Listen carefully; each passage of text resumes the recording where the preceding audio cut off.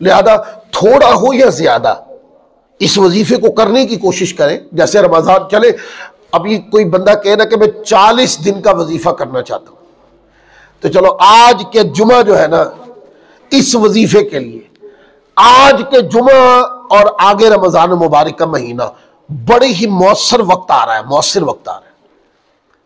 40 दिन के वजीफे की नीयत कर लें कि यार 40 दिन का वजीफा मैं अपने ऊपर, ये ना बिल्कुल समझो कि मैं गिरा बांध रहा हूं अब दिमाग में ना, कि नमाज बिल्कुल फर्ज नमाज मैंने छोड़नी नहीं है, और नमाज मैंने इब्तदा से लेकर इंतहा तक पूरी पढ़नी, बिल्कुल नहीं, कोई सुन्नत भी नहीं छोड़नी, कोई नफल भी नहीं छोड़ना। ये पहला वजीफा बना लें, और 40 दिन करना है ना इसको। अब रमजान के 30 दिन करना तो मुश्किल नहीं है, उसमें तो हर तरफ भारे ही भारे होती।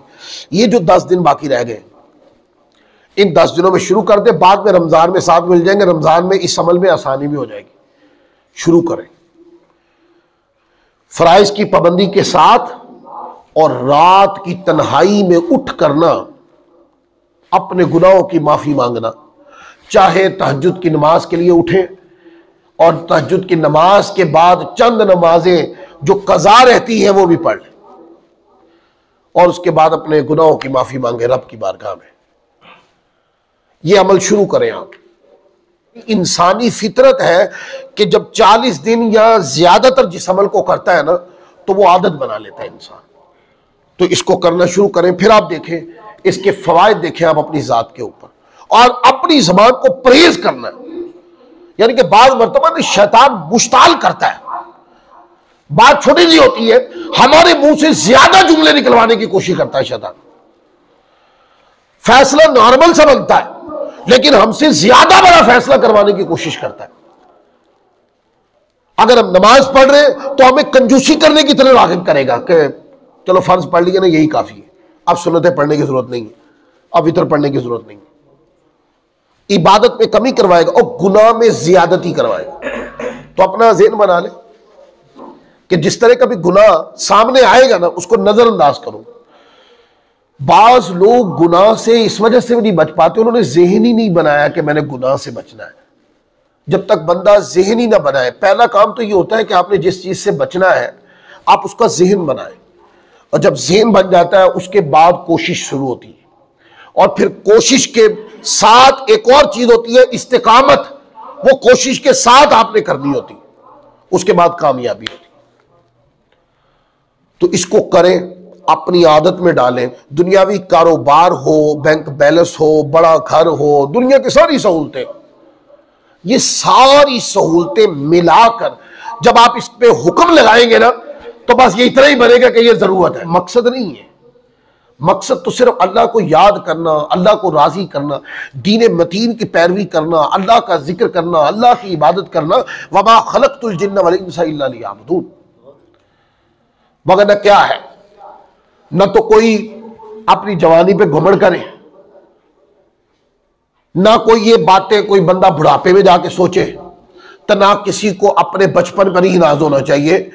मैं इस दुनिया के अंदर सभी ने देखे, माओ के पेट से मरे हुए बच्चे भी पैदा होते हैं। तो इसका मतलब यह है कि मौत का कोई वक्त मुतय्यन नहीं है। जब मौत आएगी तो फिर वो मौका नहीं देगी, उससे पहले मौके ही मौके, मौके ही मौके। अपने आप को समझाने के लिए चंद चीजें इस तरह की सोच लें कि यार मेरी जिंदगी कितनी गुजर गई है। मेरी जिंदगी के 35 साल गुजर गए, 40 साल गुजर गए, 50 साल गुजर गए, 60 साल गुजर गए, 70 साल गुजर गए। मेरी जिंदगी के 20 साल गुजर गए, 15 साल गुजर गए। 15 साल की उम्र में तो बच्चा सोचने लग जाता है ना अपनी जिंदगी को, यहां तक आ जाए, और अपने आप को सोचे कि ये 15 साल मैंने अपने साथ किया क्या। अगर मेरे सामने दुनिया थी तो मेरे सामने दीन भी तो था ना। अगर दुनिया की किताब मेरे सामने थी तो दीन की किताब कुरान भी तो मेरे सामने ही था ना। अगर दुनिया का इल्म मेरे सामने था तो दीन का इल्म कुरान और सुन्नत की सूरत में भी तो मेरे सामने ही था ना। अगर दुनिया सिखाने वाले मेरे पास थे तो दीन सिखाने वाले भी तो मेरे साथ ही थे ना। अगर दुनिया सीखने की सहूलियत थी तो दीन सीखने की सहूलियत इससे ज्यादा मौजूद थी कि दीन सीखने में तो पैसे भी नहीं लगते थे मेरे। दुनिया सीखने में तो पैसे लग रहे थे, तो जिस काम में मेरे पैसे लग रहे थे वो तो मैं तबीयत की जुनून से हासिल कर रहा था, और वो इल्म जो मेरा मकसद था, जिसने मुझे मकसद अबूल करवाना था, वो मुफ्त मिल रहा था, और पर मैंने उस तरफ तवज्जो नहीं बढ़ाई।